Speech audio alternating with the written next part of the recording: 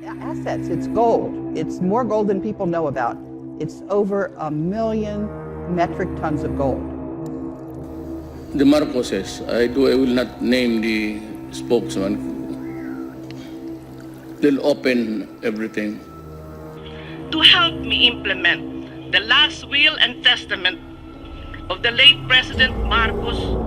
But it shows deposits in the name of Ferdinand Marcos in a bank in Brussels, and it's for $987 billion. 900? Can we show the camera?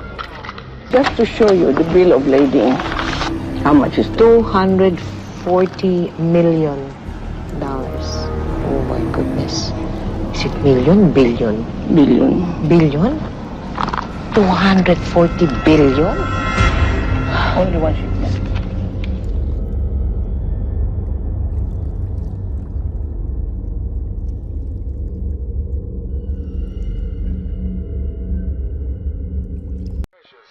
Just in this room alone, could you talk us through some of the paintings? Who's the Madonna. the Madonna? Who's that artist? That is a Michelangelo Madonna. This is a Michelangelo. Michelangelo Madonna. And this one? That's a Pizarro. Pizarro. And then over here, this is a Picasso. Yeah. This is a Gauguin. It's a Gauguin. Yeah. How did you manage to get so many extraordinary, lovely things? Well, my husband was the lawyer of gold mines and also a gold trader. And he loved gold so much. He would always tell me, "Sweetheart," he said, "it's hard to earn money honestly and properly, but harder still to spend money properly.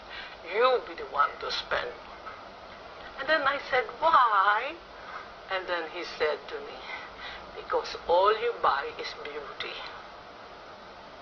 It sounds like a perfect relationship then. He earned the money. Yes. And you spent it. Spent it, right. And I just did not leave it in gold. I bought paintings, beautiful jewelry, beautiful silver, anything beautiful. But when President Marcos was acquiring all this money and giving it to you to spend, did you think it was his money, or did you look on it as money, the money of the Philippines people? Oh no, I knew it was his money because I saw this gold already in his home. You were rich even before you became He was rich. leaders of the country. He was rich. Oh, definitely. And that has always been Imelda's line. Thank you. Her husband, Ferdinand Marcos, was a staggeringly successful investor in gold who made billions. Manila Polo Club over there. We didn't use the Filipino treasury as our own personal cash machine. And if you think we did, prove it.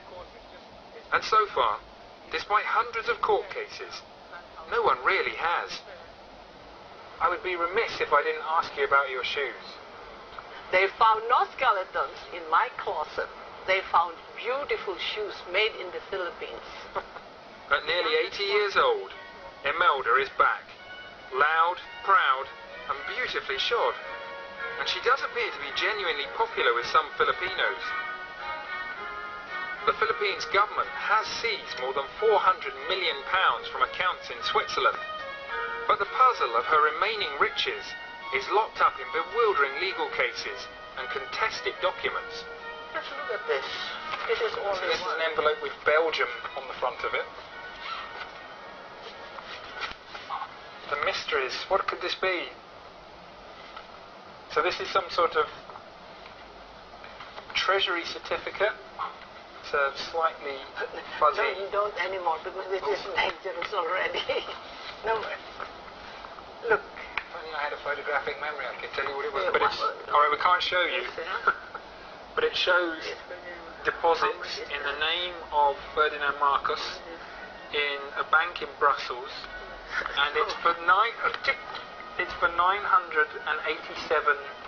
billion. 900. Can we show the camera? No, you know. Such a huge sum surely can't be genuine.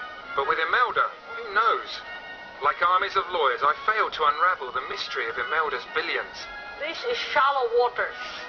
But I did get a very interesting and very long presentation on her plans to end poverty and build a tunnel through the Philippines that would solve the world's trade problems.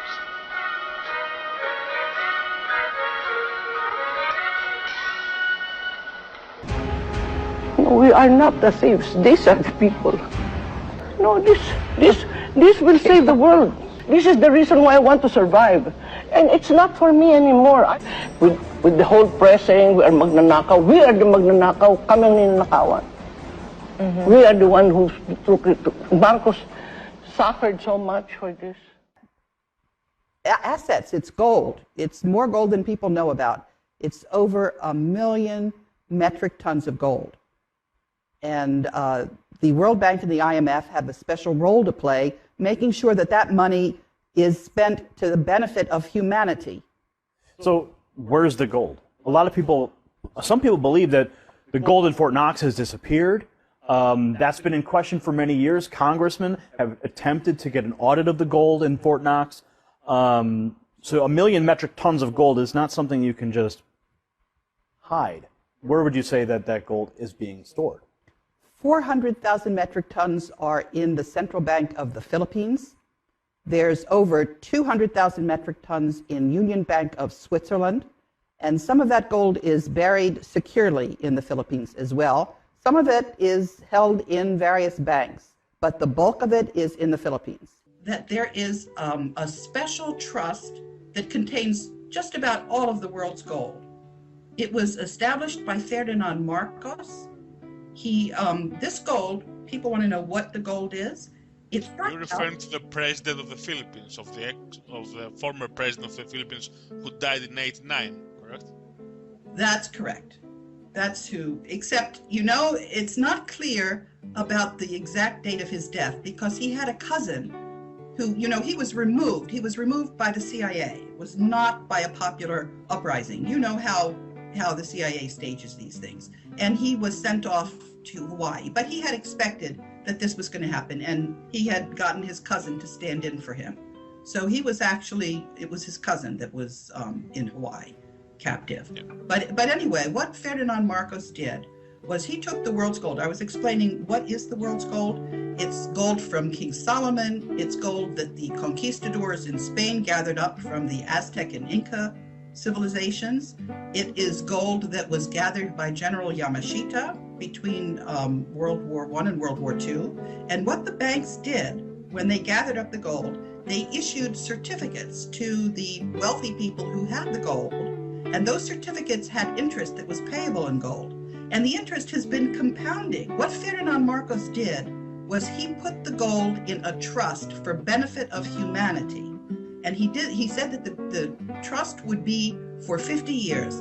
The reason he did this, he was a lawyer, and he knew that if somebody claims that they own something and they are not able to prove their claim for 50 years, that claim is extinguished. That's a legal concept called statute of limitations. These are the 350,000 documents used against me. Now, all of that. All the mines, all the banks of the world, 170 banks of the world. And I have the bill of lading. And these are all U.S. government exhibits. Just to show you the bill of lading, how much is $240 million. Oh my goodness. Is it million? Billion? Billion. Billion? 240 billion? Only one shipment. And these are plenty of shipments, and then 5 sketches. When we started, it was $32 and then $35. An ounce of gold. She's talking of gold. Now it's 1,300, 400, 500, 600, 800, nag-iiba-iba eh. Iba-iba. Ounce yan. How many kilos? And we are sitting on gold. But the most urgent reason I was looking forward to my coming to this hearing of the Philippine Senate is to seek your help, honorable senators, to help me implement the last will and testament of the late President Marcos to enlist assets in the hands of trustees, to implement the Marcos Humanitarian Foundation so that we can help the country in our economic crisis and help the Filipino people in their agony and suffering. The Marcoses, I will not name the spokesman. Sabi nila na they'll open everything and probably return yung nakita lang. Sabi nila na malaki ang deficit mo sa maybe this year ang projected deficit spending would be big, sabi nila. Baka makatulong. Pero hindi ito malaki. But we are ready to open and bring back, sabi niya, pati yung IFU gold bars. Hindi ganun kalaki. It's not the Fort Knox. It's just IFU. But sabi nila, isauli nila. Para walang ano. And the only reason really was, sabi nila, that the father was protecting the economy. And of course, the eventual kung maalis siya. But he was thought of regaining the Malacanang, and that is why ganito ang lumabas, parang naitago. I will accept the explanation. Whether or not it is true, wala na eh. And they are ready to return. How much they would give me an accounting. Trying to look for a guy not identified with anybody to handle the negotiation kung gusto nila. I'm looking at the former Chief Justice. Sila na lang mag-usap. Then another CPA and maybe a representative of all that is accepted also by all. So that tatlong tao yan mag-usap sa kanila. And then they are ready. And I'm happy na we come with a clean breast. Make something that is really worthwhile for the Filipinos.